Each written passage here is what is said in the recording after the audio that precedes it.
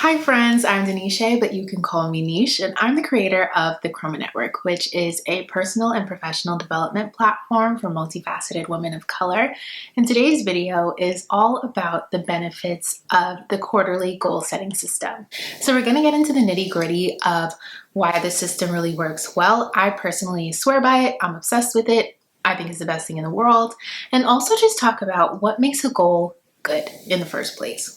Before we get started, I just want to make a quick disclaimer. I'm going to be referring to this quarterly goal setting planner. You can see it right here. This is the planner that I created for the Chroma Network. I dropped it Q4 of 2021, so pretty recently, but this is the system that I use to set my goals, so I just want to make that clear. I really like this because I dive deeper into what makes something a habit versus what makes it a goal. There's a habit tracker, there's space to reflect on a monthly, weekly, and daily basis, so I really do think this method is what allows me to accomplish everything that I have this past year and beyond. This is basically the system that I've been using. If you're interested in having this tangible asset to follow along with this video or just to have in general, the link will be in the description below. So as I just mentioned, I address this in the planner as well, but I think one thing that's really important to discuss is the distinction between a habit and a goal. It can be really easy to mix these things up, and many of us think they're interchangeable, which is a misconception. So a habit is something that's done on a regular basis, so often so that it becomes something that we do on autopilot. We repeat habits so often that they become subconscious and they're very hard to give up. So that could be something that's great if your habit is good, but if it's a bad habit that's detrimental to your health and your livelihood, you can see why that can get really bad really fast. A goal, on the other hand, is something that someone aims toward. It's a desired result or something that they're looking to obtain. Goals usually have very finite timelines and they have deadlines. So if you get confused, just think that habits are perpetual, they're ongoing, whereas a goal is something that's fixed and it's finite. That doesn't mean that one's better than the other. Actually, they should be used in tandem. So you should be establishing habits in order to achieve your goals. So think of your habits more as a means to an end. So let's set an example. Let's say I'm back in university and one of my goals is to graduate with a 3.5 GPA.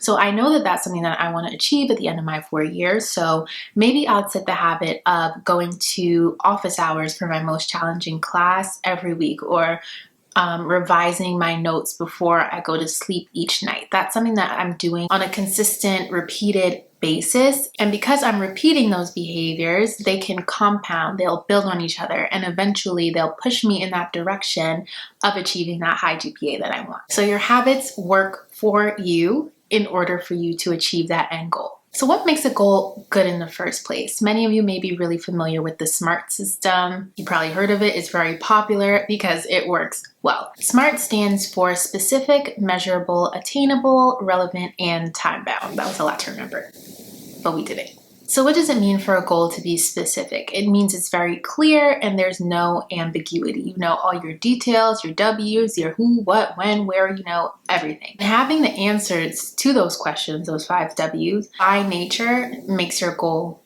a SMART goal. Next up is your goal being measurable. And that means that you have set very clear criteria in order for you to track your progress. So here we're thinking about numbers. So how can we use numbers or quantify our goals in order to make it really clear to us that we're on the right track or we're on the right path to achieving them? You want to think about if there are any indicators or benchmarks that you have to hit in order to set those really key milestones when it comes to achieving your goals. And in including all of that, your goal will become measurable. Next up is achievable or attainable. We want to make sure that our goals are realistic and things that we can accomplish. It's very easy to get carried away, especially when you're setting goals over a long period of time. And that's one of the main reasons why this quarterly system is the best, because you're able to be really realistic with yourself about what you can get done in a short period of time. And the more you repeat those short periods, you'll get even more clarity in terms of what it is that you can and cannot do. Another reason why this is so important is because setting unattainable goals, especially when you do it over and over and over again, can really hurt your self-esteem. It's basically you sending a message to yourself that you're incapable, you can't get stuff done, when that's really not the case most of the time. More often than not, you're just loading too much onto your plate.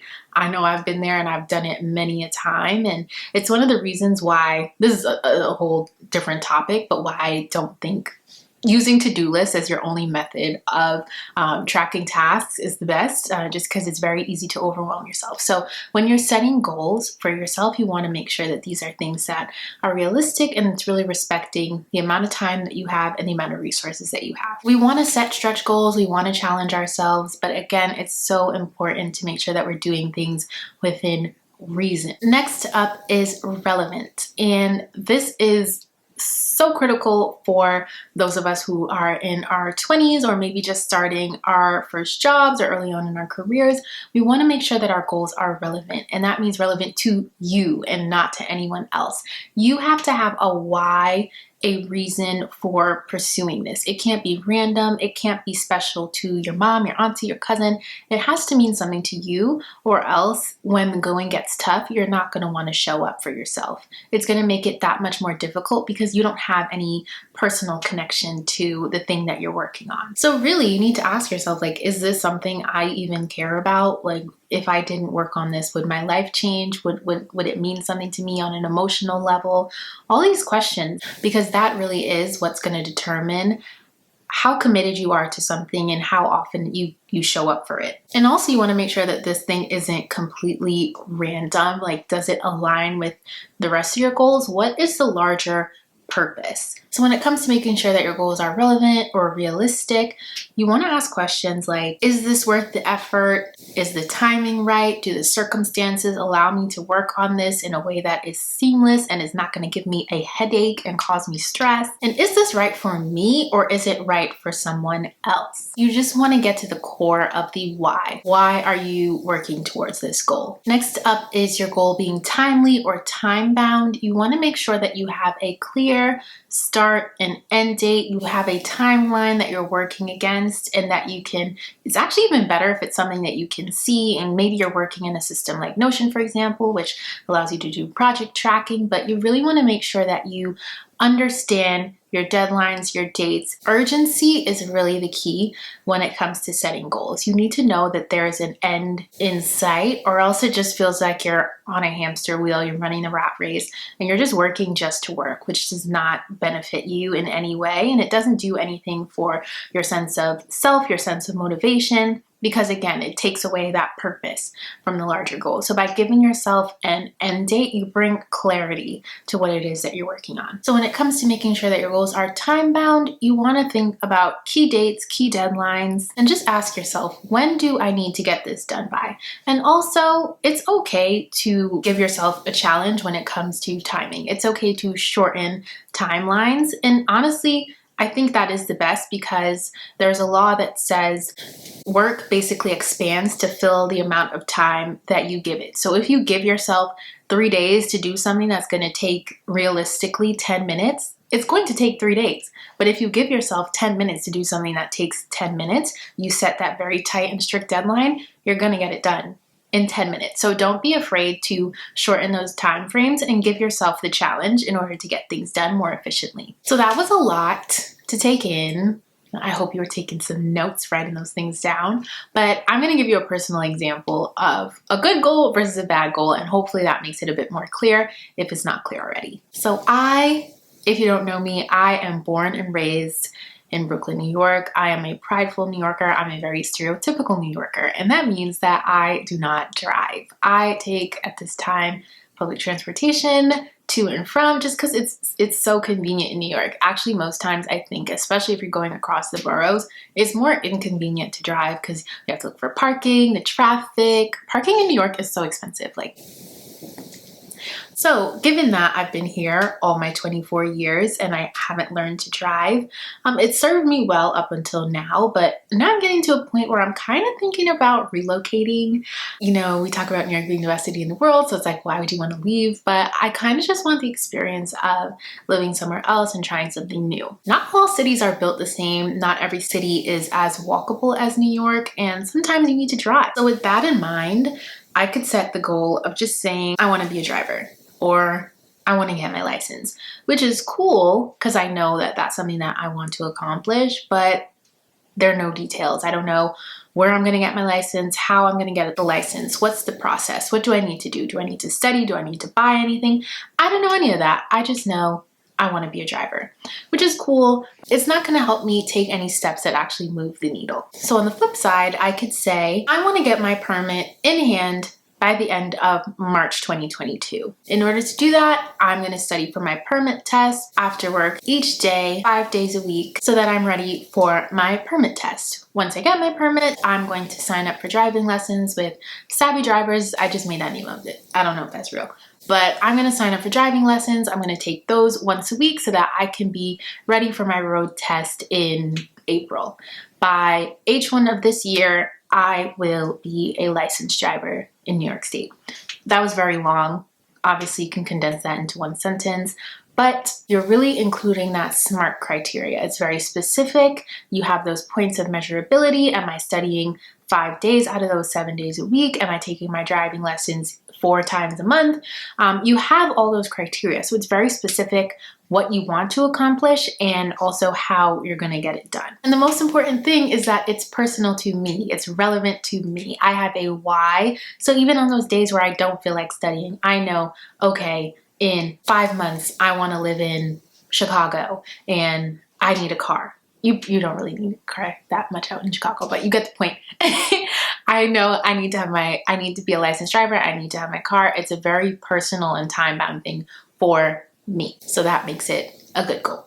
And as I said before, you don't need that entire paragraph in order for your goal to be good. It can be a sentence, but you need to have those answers. So maybe if you're setting goals, you might write out that one sentence and have your SMART and fill out the info for each section. So when it comes to the quarterly system, I think that there are 3 key benefits. The first is actionability. Using the system really allows you to take those big goals, those big ideas, and turn them into bite-sized chunks that allow you to take action. You're not looking at this big, confusing, nebulous thing. You have very clear intermediary steps that you can take. Another benefit is that you have the opportunity to adjust and to pivot. When you set annual goals, you're looking at 12 months. And so much can change in 12 months. If you forget that, just think about 2020, okay?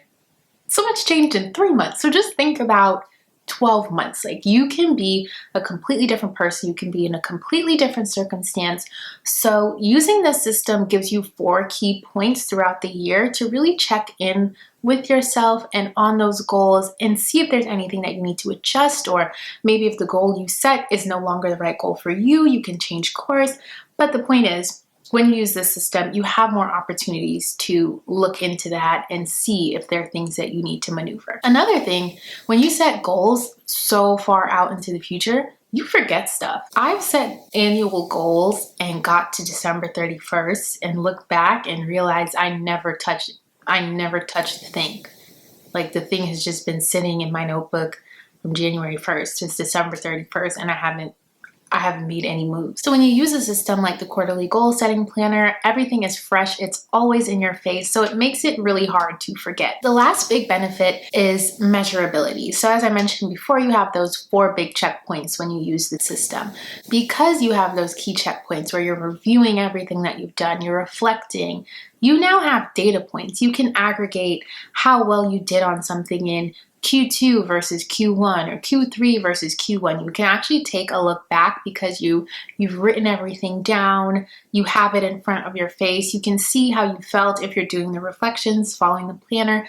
You can check in on how you were doing in January versus how you're doing now in November. And that's why it's also important to quantify your goals and make sure they're measurable and trackable. And with that knowledge in mind, you can ask yourself those questions like, are there skills that I need to invest in order to improve my performance? Are there things that I was doing back then that I'm not doing now that were working for me? You really get to the core of what it is that you need to be doing in terms of action steps and not just theory when it comes to making your vision a reality. Thank you so much for tuning into this video. I hope that it helps to set you up for a successful year ahead. You know, it's February, so we still have quite a bit of 2022 left to go. So I hope this has been helpful.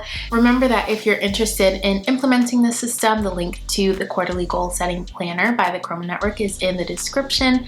This is going to be that go-to guide if you need a tangible system that's going to help you track your progress over the course of the quarter. There is a habit tracker. There's space for reflection on a monthly, weekly, daily, and even quarterly basis. So you're always going to be checking in. And again, it's just going to make it very easy and very seamless to keep those goals top of mind. You can also opt to keep up with Chroma by signing up to our mailing list. So you'll be the first to get the notice of product releases, discounts, new content, all things going on in the Chroma Network world goes to the email list first. So email list before the gram. So definitely make sure you check that out. The link is also in the description. But with that being said, I will see you next week.